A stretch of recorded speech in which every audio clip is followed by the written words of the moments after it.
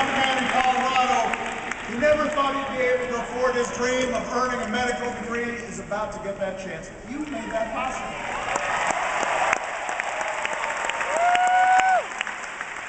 You're the reason a young immigrant who grew up here and went to school here and pledged allegiance to our flag will no longer be deported from the only country she's ever come from.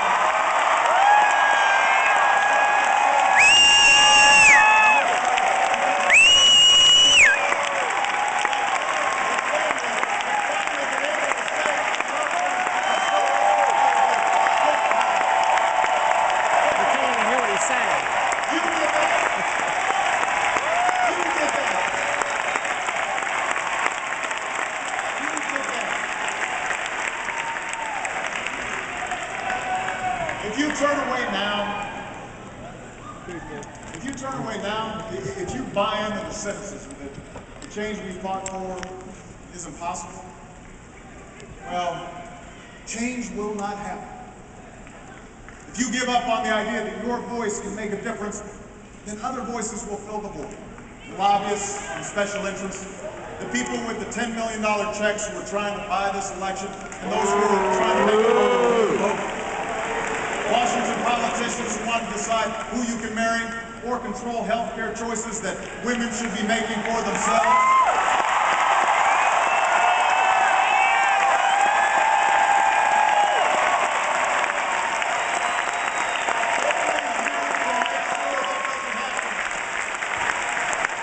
Only you have the power to move us forward.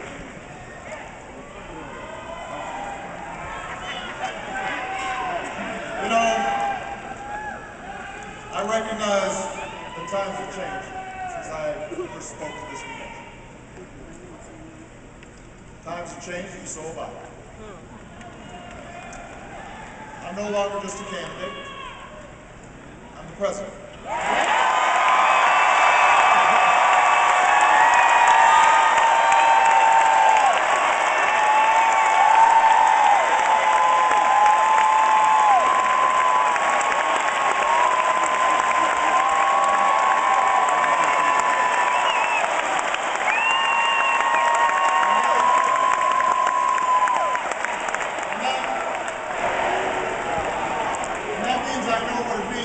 Young Americans in battle, where I've held in my arms mothers and fathers of those who didn't return.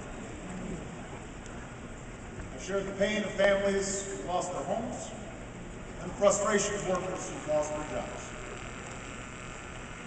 If the critics are right that I've made all my decisions based on polls, then I must not be very good at reading.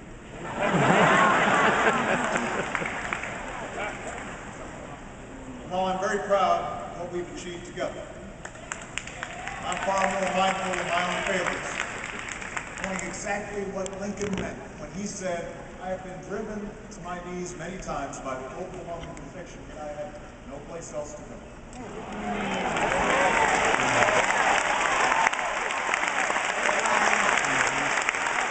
But as I stand here tonight, I have never been more hopeful about America.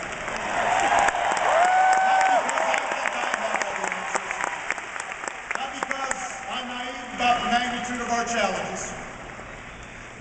I'm hopeful because of you. The young woman I met at a science fair who won national recognition for her biology research while living with her family at a homeless shelter. She gives me hope. The auto worker who won the lottery after his plant almost closed but kept coming to work every day and bought flags for his whole town, and one of the cars that he built to surprise his wife. He gives me hope. The family business in War Road, Minnesota, that didn't lay off a single one of their 4,000 employees when the recession hit, even when their competitors shut down dozens of plants, even when it meant the owner gave up some perks and some pay. Because they understood that their biggest asset was the community and the workers who had helped build that business. They give me hope.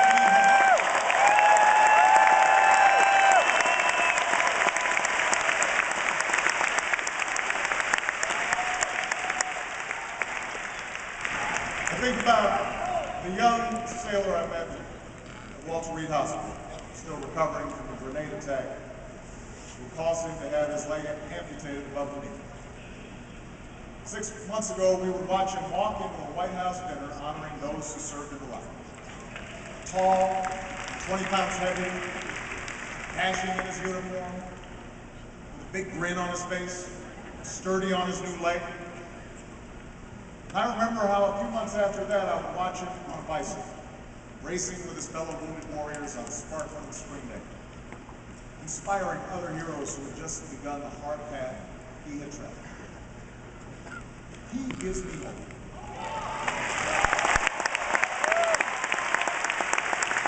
He gives me hope. I don't know what party these men and women belong to. I don't know if they'll vote for me. But I know that their spirit defines us. They remind me in the words of Scripture that ours is a future filled with hope.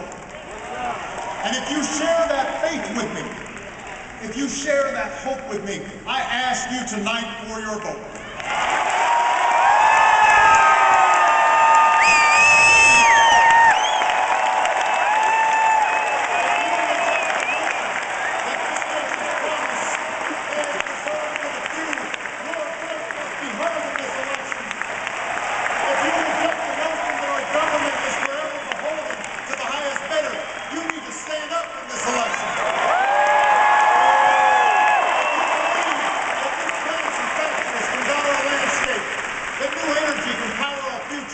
That new schools can provide ladders of opportunity to this nation of dreamers. If you believe in a country where everyone gets a fair shot and everyone does their fair share and everyone plays by the same rules, then I need you to vote this November.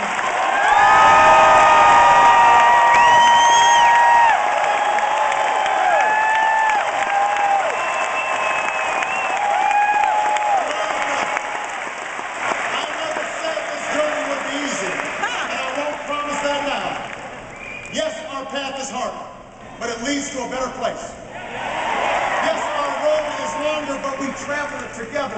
We don't turn back. We leave no one behind.